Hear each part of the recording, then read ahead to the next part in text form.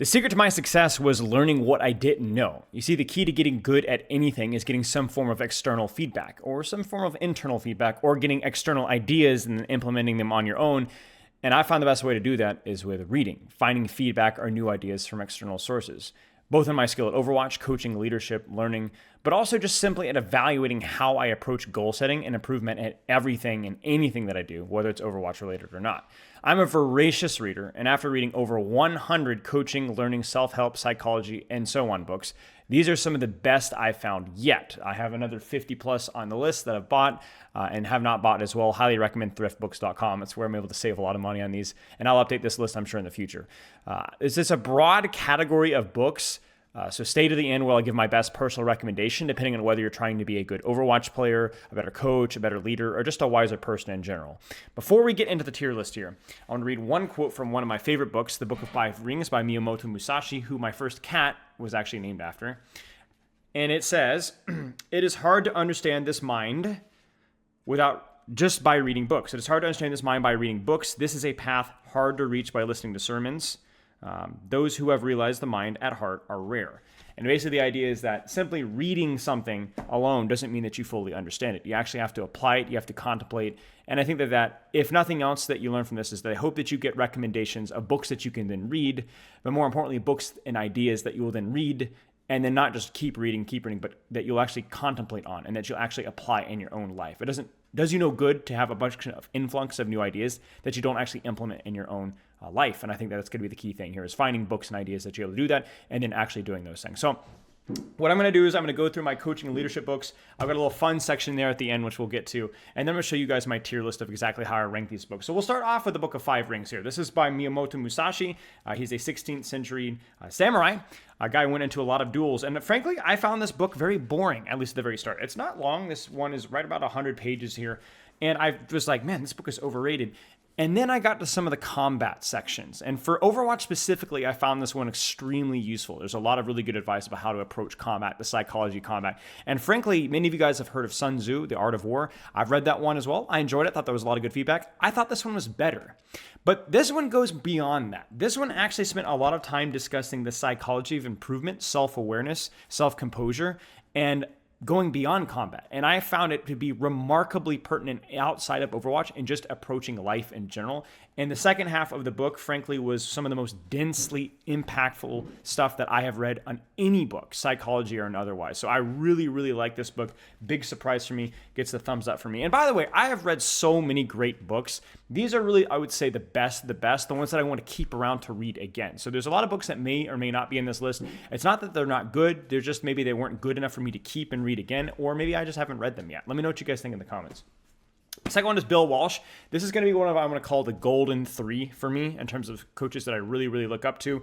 Very hard worker, very great leader. The score takes care of itself. I mean, the title itself is provocative enough, discussing about how focusing on the process, focusing on improvement, and the score, the championships will take care of themselves. One of the most successful coaches in sports history. Really, really insightful book. One of the best that I've read, I think, from all the coach biographies. Sports psychology, very interested in this. If this is your topic, I found this version. This is called Teach Yourself version of it. I found it was relatively accessible, relatively easy to process in comparison to some of the other textbooks that are available on the topic.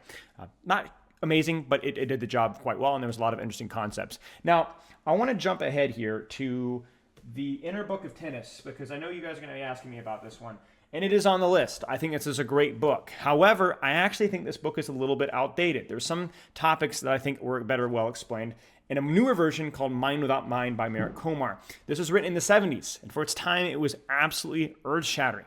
It was unbelievable, the concepts here that were applied to sports that just weren't a thing at the time. This book does a better job of breaking down those concepts and adding a little bit more nuance, because there are a couple of things here that I don't always agree with, and this takes that and really applies a polish to it that I think it well deserves. So basically, both of these books talk about the concept of performance anxiety, the proper mindset that you need to be performing at your absolute best, the ability to stay in the moment, performing to your absolute best, practicing at your very best. So I really, really like both those books. I would recommend getting both if you can, but if you had to choose just one, I would probably say Mind Without Mind is a slightly better variation. Moving on to psychology while we're on that topic. Thinking Fast and Slow. Unfortunately, this guy just actually passed away. The winner of the Nobel Prize in Economics. This is basically behavioral economics, and that sounds dry. but it applies to so many things. Why do people act in the way that they do? Why do people prefer things? Why are people scared of change? Why do people make the choices that they do, and how can we influence that? How can we motivate people to do better? Why can we motivate ourselves to do things easier? I found this one to be very insightful for ranking up, improving, building structure, building schedules, the psychology of hero design, why Overwatch feels good, why Overwatch feels bad. And I think this was, what I would like to say is like, this is the most interesting dry book you're ever going to read.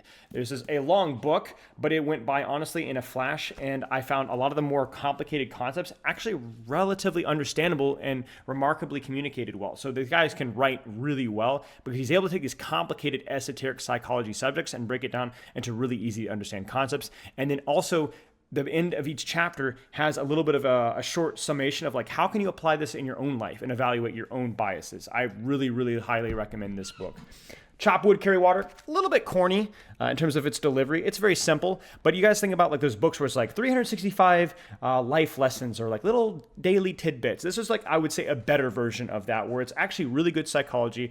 It's very positive, very encouraging, and a lot of really good no-nonsense advice. I think even if you take away the kind of campy overtones of this book, the quality of the book is really, really quite good, and it's been one of the better books I've read in quite a long time. Legacy, sports. New Zealand rugby team has been remarkably strong for a long time through the system of leadership and the team culture they've built over many, many years. If you're interested in sports, if you're interested in building good team culture, leadership, and coaching, highly recommend this book as well. Great, great stuff. This was really the first educational book that I've read getting into coaching. Not the first coaching book I've ever read, but the first really, truly one. And this really talks about the gift of talent, grind, the myth of being born with the skills and talents that you have, and discussing how to actually get good at everything. I would say this one is a very interesting book and definitely has a lot of insight on that. I like this one as well. So keep moving on. Turn the ship around. Very much leans into my coaching psychology, especially I think in Overwatch, which is about building systems of just simply allowing people to do what they do best and staying out of their own way. It's basically, not to use the term empowerment, but it's allowing your students, people, to make their own decisions, be able to lead through that. And I really found this to be not just a good leadership book, but a leadership book that is unique compared to a lot of the other ones that I've read. And I agreed with more of the concepts, especially when it pertained to Overwatch and outside of Overwatch. So if you're a leader, a coach, this is one of the best books that you're ever going to read. And I guess piggybacking off of that, this one's kind of a goofy one. I was interested in looking up a Don Shula book because he's one of the more well-respected American football coaches out there. And I read a couple of them on Don Shula, and this one was probably the best one I had. This one is I believe this is a business psychologist or a business consultant, Ken Blanchard. This is an older book, and he collaborates with Don Shula, and they basically come up with this collaboration of business advice plus football advice, where they weave in, how can you apply it. I actually really like this book. I thought it was, obviously it doesn't look like the most gratifying thing ever, but I found it interesting to read, fun to read, and a lot of really good advice in there as well. Moving on, John Wooden. Now this one, there's a lot of books on John Wooden. I've already read probably 3 books on John Wooden. This particular one is a lifetime of observations and reflections on and off the court. And it's basically tips and tricks, right? There's not super, super fast tidbits here, but there's basically a couple of paragraphs on a lot of different topics. And this might be the most condensed version. He's just amazing. I think probably the coach that I look up to the absolute most. Bill Walsh is in that category as well. Just a brilliant, wise, patient, and considerate man. I think somebody that I looked up to a lot, not just because of his success as a coach, but his success as a person. Kind, considerate, cared for his players, and really broke the myth that you had to be this totalitarian, strict, disciplinarian, just mean guy putting victories over everything else. I think really broke that mold and showed that you can be extremely successful. In fact, you will be more successful if you are considerate and take care of the people that you're working for and put their priorities first, along with developing a really good system and structure. I think John Wooden may be the best coach in sports that we know of. And I think that this book does a great job of simplifying his psychology. And even if you're just a player, even if you're not even involved in sports, there's an unbelievable amount of stuff to learn from this, applicable stuff as well. Moving on here, Tom Landry. This one's a little bit more of a selfish one. I think he's a great coach. He was a great coach. There are a lot of good tidbits in this as well. But this is also just, if you're interested in American football, I just found this book a lot of fun to read. So it's maybe not the most strategical coaching leadership. There are a lot of good tidbits in there. It's just a good fun read, especially if you're an American football fan. This one, going to be S tier for us today. This is The Art of Learning by Josh Waitzkin. He is was a world-class chess player and a world-class Tai Chi practitioner. Not as familiar with that martial art, but basically the TLDR is that this is a full discussion on improvement, learning, behavioral psychology, improvement, the process, performance anxiety, getting good, getting out of your own head, learning new skills. Whether you're a coach or a player, this might be one of the most important books that you'll ever read. It's certainly one of the most important books that I ever read and had an unbelievable impact on my life. It's just a phenomenal book. And it's not just phenomenal because it's coming from somebody who did it. It's not just phenomenal coming from somebody that understands the science of it. It's somebody that has done both, and that's very rare. He's not only a high-level competitor, but he's also a high-level understand. He's good at communicating those ideas really well, which is I find very rare. A little bit of an off-topic one, but I do think this one is important. This is the Sleep Fix. I've read a couple of books on sleep. It's certainly one that I've been struggling a lot with is finding ways to improve my sleep just through being the guy that's the overachiever, always overthinking things, sometimes hard to turn my brain off. That one was really good, especially if you've been struggling with sleep and trying to improve your sleep and not really had a lot of success. This one's going to be really, really good at giving you some advice about how to not overthink things. Conscious coaching, good one, niche one, weird one, unusual one. Great if you're a coach. Maybe not as useful if you're not a coach, but definitely some good stuff in here as well. This one is a bit of an odd one. This one was an accident. Actually, accidentally bought this book on Amazon many, many years ago, thinking it was something else. It's a college textbook, guys. It's the 5th edition. It is by Russell Powell and P. Lynn Honey, Introduction to Learning Behavior, Behavioral Psychology, Skinner, the whole 9 yards. It is a dense book, but a very interesting dense book, similar to Thinking Fast and Slow, because it is a textbook. There is a lot to learn in here. I almost skipped reading this book entirely. I finally broke down one day and read it. Not one day, 1 week, I guess. And I was glad I did. There's a lot to learn from this. And then moving on from there, I have the third in the holy trifecta of coaches I look up to: Bill Walsh, John Wooden, and Phil Jackson. 11 Rings. Phenomenal guy, phenomenal coach. All about the patience, quiet leadership, setting good structure, enabling your players, allowing your players to do their thing, setting systems, and working with some of the biggest personalities in sports history. Shaquille O'Neal, Kobe Bryant. This guy was able to run the table and win a lot of championships and find a lot of success, and also found a lot of success as a player too.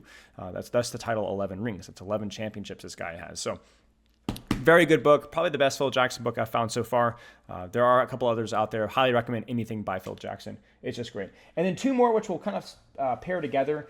These are definitely unique as well. This is Extreme Ownership and the Dichotomy of Leadership by Jocko Willink. You probably have heard of him. He's one of those alpha male, Giga Chad, but I think a good version of those Navy SEALs, not the whole toxic masculinity thing. Gives a lot of really good advice in here, a lot about taking ownership for what you do, delegation of authority. There's just a lot of really great tips in this here. Decentralized command, keeping it simple, no bad teams, only bad leaders. There's just a lot in here. If you're in any leadership position, these two books should pretty much be mandatory for knowing how to take ownership of your situation a lot better. So that kind of breaks it down. One lacking category you may have noticed, especially for somebody that's as interested in health and fitness as I am, I don't have any books with health fitness that I would recommend for the general population. I've just basically pulled my information from health, fitness, and athletics from so many different sources that it's really hard to nail down one topic. I would say a good starting point for a beginner would be looking at Jeff Cavalier from Athlean X or Jeff Nippard from YouTube. You guys can find those. They're pretty big YouTube channels, and I think they have generally pretty good beginner advice, just generally good advice for fitness. And then health is just generally common sense. There's a lot of books out there. Here's what I would recommend with health. Be very careful of anybody that says this is the one way to do things, whether it's carnivore, whether it's keto, vegetarian, vegan, low fat, low carb. Just avoid processed foods, move, lift weights, walk, avoid stress, avoid artificial crap when and where you can. Don't even set the bar too high at the start as well. Just do the best that you possibly can. Start small, build habits, and go from there. And then maybe if anybody has any other recommendations that are good for just good general advice for health and fitness, you can drop those in the comments. So I want to pull you up, guys, the tier list here and kind of quickly break down which of these that I really, really enjoy. Just to kind of give you an idea of where we're at here. So this is a tier list I made yesterday of the priority. Keep in mind that all of these books do have different topics. Oh, one other book I want to apply here, we'll get to that one at the bottom there, is called Range. I'll talk about that in a second. So first things first is these books, again, apples to oranges a little bit here. Really Thinking Fast and Slow, The Art of Learning are just phenomenal books, unlike anything I've ever read. Turn Your Ship Around, Score Takes Care of Yourself, Wooden, Mind Without Mind, all very, very helpful and very interesting. Legacy, Chop Wood, Carry Water, Book of Five Rings, Introduction to Learning Behavior, 11 Rings, Sleep Fix. Highly recommended these books as well. Very fun, very good, very helpful. Very good conscious coaching. Everyone's a coach. Range, all very useful, very interesting. And these books at the bottom here are good, but going to be more good if they kind of fill your niche. Otherwise, you don't have to read them. There's better options out there, and that goes along with everything else. Now, the reason why I wanted to do this is because I wanted to break down a category for each of these things. So there's going to be, are you an Overwatch player? Are you an Overwatch coach? Are you looking for general leadership? Are you looking for general improvement and learning? Or are you looking more for the psychological and science side of things here? And what I'd like to do is kind of highlight how I would break that down. So what I would diagnose you with, let's say for the Overwatch player, if you're trying to get good at Overwatch, I would say the Art of Learning can be very helpful. I think Mind Without Mind can be very helpful. I would say Chop Wood, Carry Water can be very helpful for that. And I would start, and maybe throwing one more in there, I'd say Peak would be something that is a priority. And this is all about like your psychology, understanding what you need to be doing to get better, building structure, learning new habits, building good training habits. Those are probably the 4 books that I would recommend. And moving along from there onto the Overwatch coach, I think the Art of Learning is just going to be recommended across the board. I think Wooden is good as well. I think Mind Without Mind can be useful. I think Everyone's a Coach can be useful. I think Chop Wood, Carry Water also going to be good as well.